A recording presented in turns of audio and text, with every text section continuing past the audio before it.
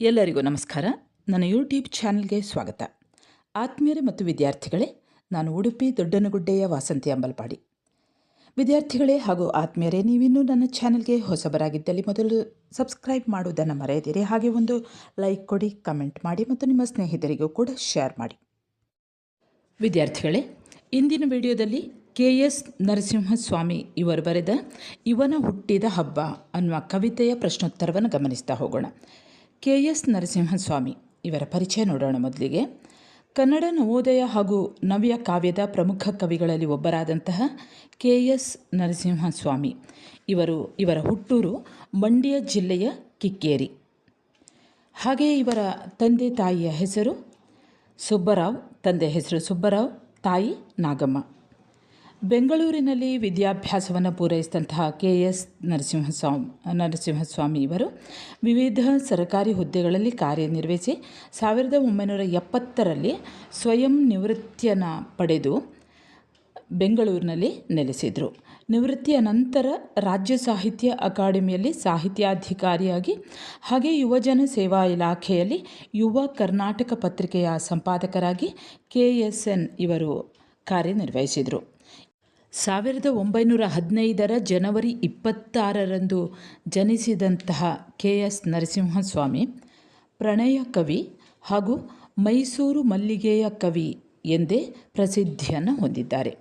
ಇವರು ಅನೇಕ ಕೃತಿಗಳನ್ನು ಬರೆದಿದ್ದಾರೆ. ಇವುಗಳಲ್ಲಿ ಮುಖ್ಯವಾದದ್ದು ಮೈಸೂರು ಮಲ್ಲಿಗೆ, ದುಂಡು ಮಲ್ಲಿಗೆ, ಐರಾವತ, ದೀಪದ ಮಲ್ಲಿ, ಉಂಗುರ, ಇರುವಂತಿಗೆ, ಶಿಲಾಲತೆ, ತೆರೆದ ಬಾಗಿಲು, ನವಪಲ್ಲವ, ಉಪವನ ಇವುಗಳು ಮುಖ್ಯವಾದವುಗಳು. ಹಾಗೆ ವಿದ್ಯಾರ್ಥಿಗಳೇ, ಈ ಕವಿತೆಗೆ ಸಂಬಂಧಿಸಿದ ಹಾಗೆ ಪ್ರಶ್ನೆಗಳು ಯಾವ ರೀತಿ ಬರ್ತವೆ ಅನ್ನುವಂಥದ್ದನ್ನು ನೋಡೋಣ. ಒಟ್ಟಿಗೆ 2 ಪ್ರಶ್ನೆ ಇದೆ. ಮೊದಲ ಪ್ರಶ್ನೆ ನೋಡಿ, ಇದು 8 ಅಂಕಕ್ಕೆ ಬರ್ತದೆ. ಆಧುನಿಕ ಬದುಕಿನ ಯಾಂತ್ರಿಕತೆ ಇವನ ಹುಟ್ಟಿದ ದಿನ ಕವನದಲ್ಲಿ ಹೇಗೆ ನಿರೂಪಿತವಾಗಿದೆ ವಿವರಿಸಿರಿ. ಉತ್ತರ ನೋಡಿ. ಇವನ ಹುಟ್ಟಿದ ಹಬ್ಬ ಈ ಕವನವನ್ನು KS ನರಸಿಂಹಸ್ವಾಮಿ ಅವರ ತೆರೆದ ಬಾಗಿಲು ಎಂಬ ಕವನ ಸಂಕಲನದಿಂದ ಆರಿಸಿಕೊಳ್ಳಲಾಗಿದೆ. ಆಧುನಿಕ ನಗರದ ಮಧ್ಯಮ ವರ್ಗದವರ ಒಂದು ಯಾಂತ್ರಿಕ ಬದುಕನ್ನು ಹಾಗೆ ಹುಟ್ಟುಹಬ್ಬದ ಹಿನ್ನೆಲೆಯಲ್ಲಿ ವಿವರಿಸುವಂಥದ್ದು ಈ ಕವನದ ಮುಖ್ಯ ಆಶಯ. ಕವನದ ನಾಯಕ ಒಬ್ಬ ಮಧ್ಯಮ ವರ್ಗದವನು, ಒಬ್ಬ ಸಭ್ಯ ಗೃಹಸ್ಥನಾಗಿದ್ದ. ಈತನಿಗೆ ತನ್ನ ಹುಟ್ಟಿದ ದಿನ ಯಾವತ್ತು ಅನ್ನೋದು ಕೂಡ ನೆನಪಲ್ಲಿರುವುದಿಲ್ಲ.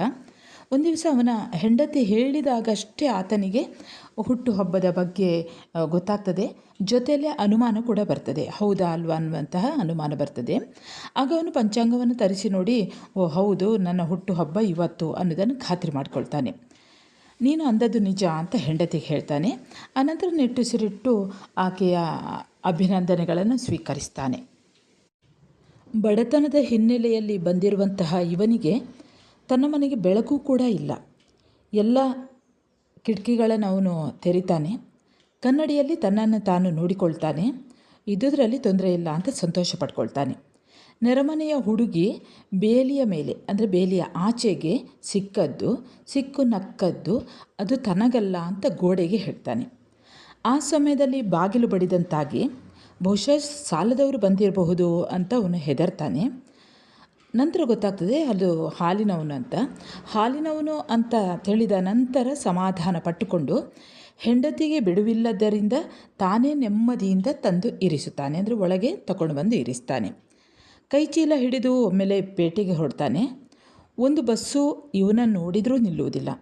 ನಡೆದೇ ಪೇಟೆಗೆ ಬಂದು ಬೆಲೆಗಳ ಏರಿಕೆಗೆ ಬಲಿಯಾಗ್ತಾನೆ. ಹಣ ಮುಗಿದರೂ ಕೂಡ ಚೀಲ ತುಂಬುವುದಿಲ್ಲ. ಅಂದರೆ ಹಿಡಿದುಕೊಂಡು ಹೋದಂತಹ ಹಣಕ್ಕೆ ಬೇಕಾದಷ್ಟು ಸಾಮಗ್ರಿಗಳು ದೊರಕುವುದಿಲ್ಲ ಅನ್ನೋದನ್ನು ನಾವು ಗಮನಿಸ್ಬೋದು. ಪೇಟೆಯಿಂದ ಮನೆಗೆ ಹಿಂತಿರುವಾಗ ಚಪ್ಪರದಲ್ಲಿ ಚಪ್ಪಾಳೆ ಕೇಳಿಸ್ತದೆ. ದಾರಿಯುದ್ದಕ್ಕೂ ತೋರಣ ಕಟ್ಟಿದೆ. ಅದನ್ನೆಲ್ಲ ನೋಡಿ ಅವನು ಸಂತೋಷ ಪಡ್ತಾನೆ. ಲಾಟರಿಯ ಚೀಟಿಯೊಂದನ್ನು ಕೊಳ್ಳಲಿಕ್ಕೆ ಹೋಗ್ತಾನೆ. ಆದರೆ ಕಪ್ಪು ಬಾವುಟವನ್ನು, ಅಂದರೆ ಅಲ್ಲಿ ಏನೋ ಪ್ರತಿಭಟನೆ ಇತ್ತು, ಅದನ್ನು ಕಂಡು ಕುಸಿಯುತ್ತಾನೆ. ಒಳಮನೆಯ ಹೊಗೆಯಲ್ಲಿ ಹರಳೆಣ್ಣೆ ಕಾದಿತ್ತು. ಹೆಂಡತಿ ಕರೆಯುತ್ತಾಳೆ. ಆತನ ಹುಟ್ಟಿದ ದಿನವಾದ್ದರಿಂದ ಹರಳೆಣ್ಣೆಯನ್ನು ಕಾಯಿಸಿಡ್ತಾಳೆ ಹೆಂಡತಿ. ಅವಳು ಕರೀತಾಳೆ. ಇವನು ಆಕಳಿಸ್ತಾನೆ. ಮೊದಲು ತೊಟ್ಟಿಯ ತುಂಬ ನೀರಿದೆಯಾ ನೋಡು ಅಂತ ಹೇಳ್ತಾನೆ. ಅಂದರೆ ಹೆಂಡತಿಗೆ ಆತನನ್ನು ಸ್ನಾನ ಮಾಡಿಸಬೇಕು ಅನ್ನುವಂತಹ ಒಂದು ಉತ್ಸಾಹ, ಅದಕ್ಕೆ ಅಲ್ಲೇ ಅವನು ತಡೆ ಹಾಕಿಬಿಡ್ತಾನೆ. ಇವನ ಹುಟ್ಟುಹಬ್ಬಕ್ಕೆ ನೀರಿನ ಸೌಕರ್ಯವೂ ಇಲ್ಲ. ಅದು ನಲ್ಲಿಗಳ ಶುದ್ಧಿಗಾಗಿ ರಜಾ ದಿನವಾದದ್ದರಿಂದ ನಲ್ಲಿಯಲ್ಲಿ ನೀರು ಕೂಡ ಬರುವಂತಿರಲಿಲ್ಲ. ಹೀಗಾಗಿ ಹಂಡೆಯಲ್ಲಿ ಕುದಿಯುತ್ತಿದ್ದ ನೀರಿಗೆ ಮಿಶ್ರ ಮಾಡಲು ತಣ್ಣೀರು ಕೂಡ ಇರಲಿಲ್ಲ. ತೊಟ್ಟಿಯಲ್ಲಿ ಇದ್ದಷ್ಟು ತಣ್ಣೀರು ಸಾಕಾಗ್ತಾ ಇರಲಿಲ್ಲ. ನೀರಿಲ್ಲದಿದ್ದರೂ ಕೂಡ ಇಲ್ಲಿ ಹೇಳ್ತಾರೆ, ನೀರಿಲ್ಲದಿದ್ದರೂ ಕೂಡ ಮೀಟರೊಂದು ಓಡ್ತಾನೆ ಇರ್ತದೆ. ಮಧ್ಯಮ ವರ್ಗದವರಿಗೆ ಇದೊಂದು ವ್ಯರ್ಥ ದಂಡವೂ ಕೂಡ ತಪ್ಪಿದ್ದಲ್ಲ. ಮೀಟರ್ಗೆ ವಂದನೆಯನ್ನು ಹೇಳ್ತಾರೆ, ಅದರ ಮುಚ್ಚಳವನ್ನು ಹಾಕ್ತಾನೆ. ಕಡೆಗೆ ವಿಧಿಯಿಲ್ಲದೆ ತಾನೇ ಬಿಂದಿಗೆ ಹೊತ್ತು ಬಾವಿಗೂ ತೊಟ್ಟಿಗೂ ತಾಳಿ ಹೊಡೆಯುತ್ತಾನೆ, ಹಂಡೆ ತುಂಬಿಸುತ್ತಾನೆ. ಅಂದರೆ ಬಾವಿಯಿಂದ ಬಿಂದಿಗೆಯಲ್ಲಿ ನೀರು ಸೇದಿಕೊಂಡು ಆ ತೊಟ್ಟಿಯನ್ನು ತುಂಬಿಸ್ತಾನೆ, ಹಂಡೆಯನ್ನು ತುಂಬಿಸ್ತಾನೆ. ತೊಟ್ಟಿ ತುಂಬುತ್ತದೆ, ಬನ್ನಿ ಹೊತ್ತಾಯಿತು ಅಂತ ಹೆಂಡತಿ ಕರೀತಾಳೆ. ಕರೆದಂತಹ ಹೆಂಡತಿಯ ಮುಖವನ್ನೇ ನೋಡ್ತಾ ಆತ ಒಳಗೆ ಹೋಗ್ತಾನೆ. ತುಂಬಿದ ನೀರು ತೋಟದ ತನಕ ಹರಿಯುತ್ತದೆ. ಇವನ ಮೈತುಂಬ ಹೊಗೆ ಉಟ್ಟು ಹೊರಗೆ ಬರುತ್ತಾನೆ. ಅಂದರೆ ಅವನು ಸ್ನಾನ ಮಾಡಿ ಬಿಸಿ ಬಿಸಿ ನೀರಲ್ಲಿ ಸ್ನಾನ ಮಾಡಿ ಹೊರಗೆ ಬರ್ತಾನೆ. ಆ ಹೊಗೆಯನ್ನೇ ಉಟ್ಕೊಂಡ ಹಾಗೆ ಕಾಣಿಸ್ತದೆ. ಇವನಿಗೂ ಮಕ್ಕಳು ಮೊಮ್ಮಕ್ಕಳು ಇದ್ದಾರೆ, ಆದರೆ ಸಂಬಂಧವೇ ಶಿಥಿಲವಾಗಿದೆ. ಅಂದರೆ ಮಕ್ಕಳು ಮೊಮ್ಮಕ್ಕಳು ಇದ್ದರೂ ಕೂಡ ಈತನೊಂದಿಗೆ ಯಾರೂ ಕೂಡ ಸಂಬಂಧವನ್ನೇ ಇಟ್ಕೊಂಡಿಲ್ಲ. ಹೀಗಾಗಿ ಬೆಳಗ್ಗಿನಿಂದ ಆ ಮಕ್ಕಳು ಮೊಮ್ಮಕ್ಕಳ ಯೋಚನೆ ಆದರೂ ಅವರಿಗೆ ಬರುವುದೇ ಬೇಡ ಅಂತ ನಿರ್ಧರಿಸ್ತಾನೆ. ಅಷ್ಟೇ ಅಲ್ಲ, ಇಲ್ಲಿಯೇ ಕಾರು ಬಂಗಲೆಗಳೆಲ್ಲ ಬಂಧುಗಳು ಕೂಡ ಇದ್ದಾರೆ, ಎಲ್ಲವೂ ಇದೆ, ಆದರೆ ಸಂಬಂಧ ಶಿಥಿಲಗೊಂಡಿದೆ. ಇನ್ನು ಸ್ನೇಹಿತರ ವಿಷಯ ಹಾಗಲ್ಲ, ಅವ್ರು ಕರೆದರೆ ಸಾಕು ಬರುತ್ತಾರೆ. ಸಂಬಂಧಿಕರು ಬರದಿದ್ದರೂ ಕೂಡ ಈತನ ಸ್ನೇಹಿತರು ಕೂಡಲೇ ಬರ್ತಾಯಿದ್ರು, ಆದರೆ ಅವರನ್ನು ಕರೆಯಲು ಇವನಿಗೆ ಬಿಡುವಿಲ್ಲ. ಇನ್ನು ಇವನ ಹುಟ್ಟುಹಬ್ಬಕ್ಕೆ ಉಡುಗೊರೆಯೂ ಇಲ್ಲ, ಕೊಡುವವರು ಇಲ್ಲ. ಹುಟ್ಟಿದ್ದು ಬೆಳ್ಳಗಿರುವುದೇ ಇವನಿಗೆ ಹರುಷ, ಅಂದರೆ ತಾನೊಂದು ಬೆಳ್ಳಗಿರುವುದೇ ಹರುಷ. ಅಡುಗೆಯೂ ಕೂಡ ಸುಲಭ ಪಥ್ಯದ್ದು. ಇಂದಿನ ವಿಶೇಷ ಎಂದರೆ ಒಂದಷ್ಟು ಬೆಲ್ಲದ ಪಾಯಸ ಅಷ್ಟೇ. ಇವನಿಗೆ ತನ್ನ ಹುಟ್ಟುಹಬ್ಬ ಆಚರಿಸಲು ಇದಕ್ಕಿಂತ ಸರಳತೆ ಸಾಧ್ಯವೇ ಇಲ್ಲ. ಯಾಕಂದರೆ ಅಷ್ಟೇ, ಒಂದು ಪಾಯಸ ಅನ್ನುವಂಥದ್ದು ಅಷ್ಟೇ. ಈ ಸಮಾಧಾನವೂ ಅವನಿಗಿದೆ. ಇವನಂತೆ ಇಂದು ಹಲವರಿಗೆ ಹುಟ್ಟುಹಬ್ಬ. ಆ ಪಟ್ಟಿಯಲ್ಲಿ ಇವನದು ಕೂಡ ಒಂದು ಹೆಸರು.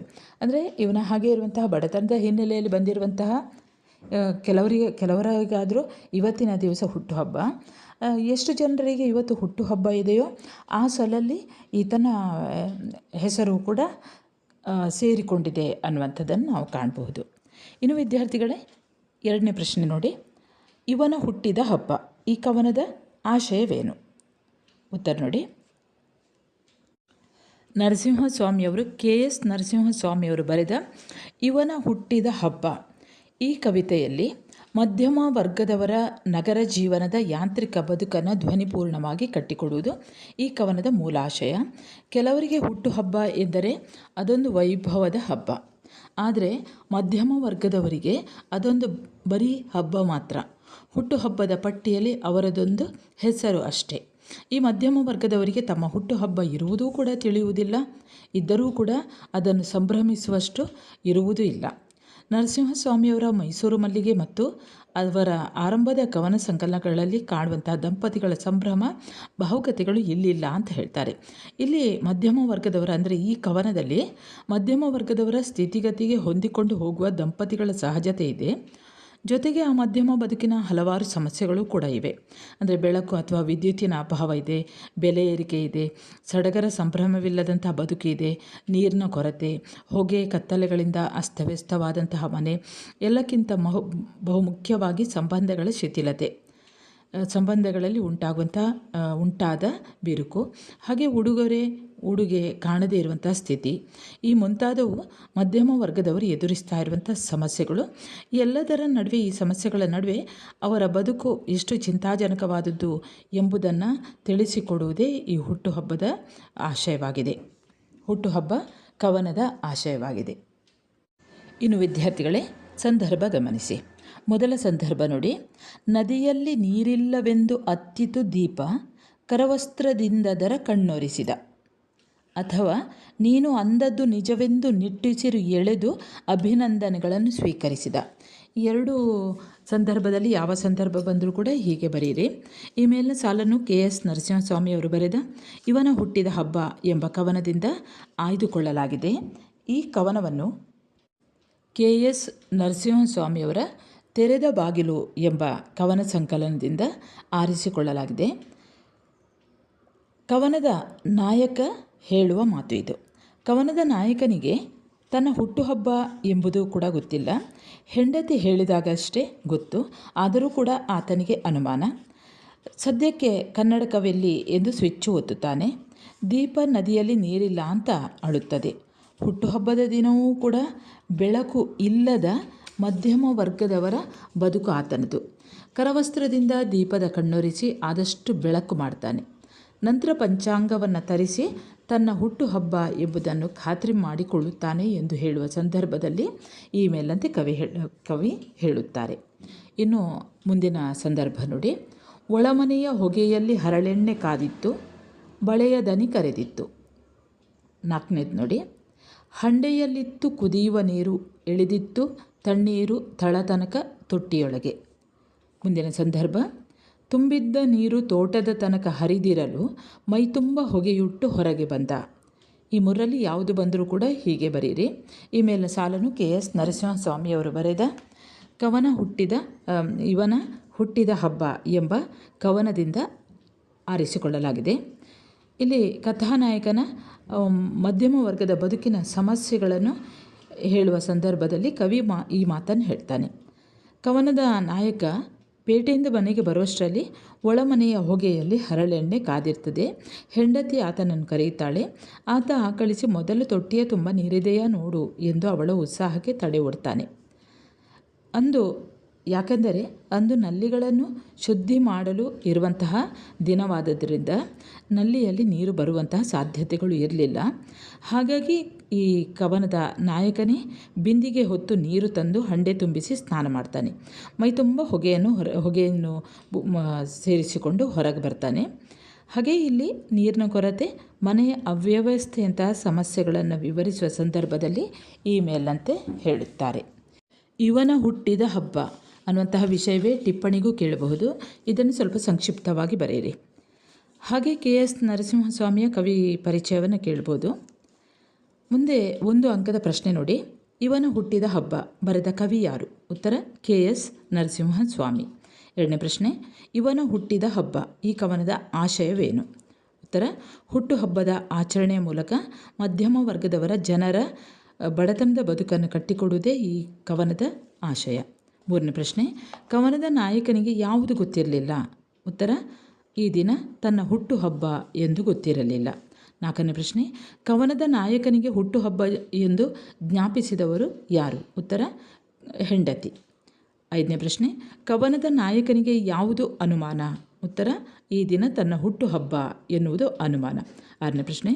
ದೀಪ ಹೇಗೆ ಹತ್ತಿತ್ತು? ಉತ್ತರ ನದಿಯಲ್ಲಿ ನೀರಿಲ್ಲವೆಂದು ಹತ್ತಿತ್ತು. 7ನೇ ಪ್ರಶ್ನೆ. ಬಾಗಿಲು ನಡುಗಿದಂತಾದಾಗ ಕವನದ ನಾಯಕ ಹೆದರಿದ್ದು ಏಕೆ? ಉತ್ತರ ಸಾಲದವರು ಇರಬಹುದು ಎಂದು ಹೆದರುತ್ತಾನೆ. 8ನೇ ಪ್ರಶ್ನೆ. ಕವನದ ನಾಯಕ ಬಲಿಯಾದದ್ದು ಯಾವುದಕ್ಕೆ? ಉತ್ತರ ಬೆಲೆಗಳ ಏರಿಕೆಗೆ. 9ನೇ ಪ್ರಶ್ನೆ. ಕವನದ ನಾಯಕ ಬಾವಿಗೂ ತೊಟ್ಟಿಗೂ ಲಾಳಿ ಹೊಡೆದದ್ದು ಏಕೆ? ಉತ್ತರ ನಲ್ಲಿಯ ರಜೆಯ ಕಾರಣವಾಗಿ ಬಿಂದಿಗೆ ಹೊತ್ತು ನೀರು ತರಲು ಕವನದ ನಾಯಕ ಬಾವಿಗೂ ತೊಟ್ಟಿಗೂ ಲಾಳಿ ಹೊಡೆದಿದ್ದಾನೆ. ಕೊನೆಯ ಪ್ರಶ್ನೆ. ಕವನದ ನಾಯಕನ ಹುಟ್ಟುಹಬ್ಬದ ವಿಶೇಷವೇನು? ಉತ್ತರ ಬೆಲ್ಲದ ಪಾಯಸ ಮತ್ತು ಸರಳತೆ. ಸರಿ ವಿದ್ಯಾರ್ಥಿಗಳೇ, KS ನರಸಿಂಹಸ್ವಾಮಿ ಇವರು ಬರೆದ ಇವನ ಹುಟ್ಟಿದ ಹಬ್ಬ ಈ ಕವಿತೆಯ ಪ್ರಶ್ನೋತ್ತರಗಳು ಮುಕ್ತಾಯವಾಗ್ತದೆ. ವಿದ್ಯಾರ್ಥಿಗಳೇ, ನಿಮ್ಮಲ್ಲೇ ಕೆಲವರಿಗಾದರೂ ಉಪಯೋಗವಾಗಲಿ ಅನ್ನುವಂತಹ ಒಂದು ಉದ್ದೇಶದಿಂದ ಈ ವಿಡಿಯೋವನ್ನು ಮಾಡಿದ್ದೇನೆ. ಸರಿ ವಿದ್ಯಾರ್ಥಿಗಳೇ, ಮುಂದೆ ಇನ್ನೊಂದು ಹೊಸ ವಿಷಯದೊಂದಿಗೆ ಮತ್ತೆ ಬರುತ್ತೇನೆ. ಅಲ್ಲಿಯವರೆಗೆ ನಮಸ್ಕಾರ.